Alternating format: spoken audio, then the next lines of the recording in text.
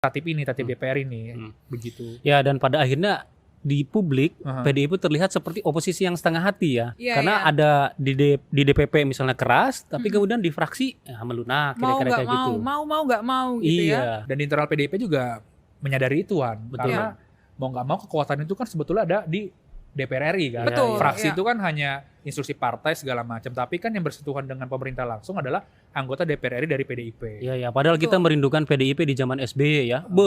Derdor itu dulu itu. Iya. Dan Sekarang apa, Wan? Karena garam dan madu kali. Aku kayak kamu.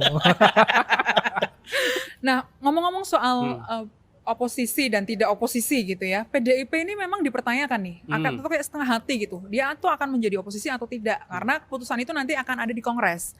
Tapi kalau kita melihat sekarang, banyak yang kemudian khawatir jika PDIP berada di luar pemerintahan, di internal ya. Kenapa? Karena urusan logistik menjadi tidak lancar.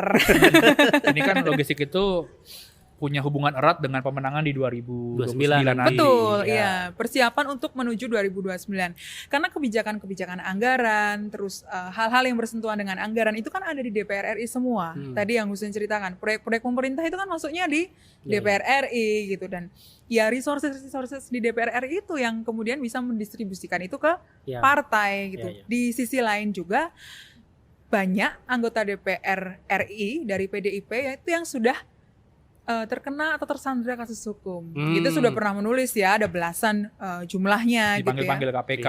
Dipanggil KPK bolak-balik untuk beberapa kasus ya, untuk beberapa proyek negara gitu ya. Ada di berbagai komisi, bahkan hampir di semua komisi tuh ada aja anggota PDIP, anggota DPR RI dari PDIP yang kemudian tersandra kasus hukum.